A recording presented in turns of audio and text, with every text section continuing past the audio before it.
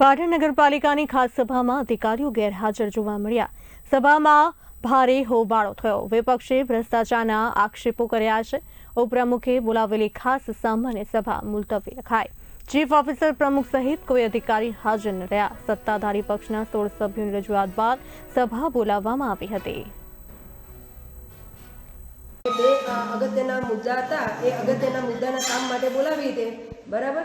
પણ એ કામ અમે મૂક્યા પછી આપણા પ્રમુખશ્રીએ 29 એક બોર્ડ બોલાવી લીધું છે, એટલે હવે એ કામ બોર્ડમાં સમાવેશ કરી લીધા છે, એટલે બોર્ડ મુલતવી.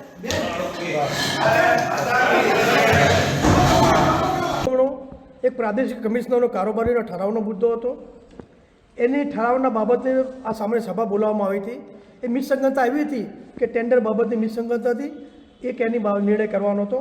બીજો મુદ્દો એવો હતો કે ડિવાઈડર જે રીલને બસ સ્ટોપ જતા બસ સ્ટેન્ડનો એ કલેક્ટરનો 19/11/2015 લેટર હતો, એની ચર્ચા કરવા માટેની આ બે મુદ્દાને લઈને સામાન્ય સભા બોલાવવામાં આવી હતી. પણ કંઈક ને કંઈક આ સામાન્ય સભાનો ફિયાસ્કો થઈ ગયો છે અને ભારતીય જનતા પાર્ટીના વહીવટનો પણ ફિયાસ્કો થઈ ગયો છે.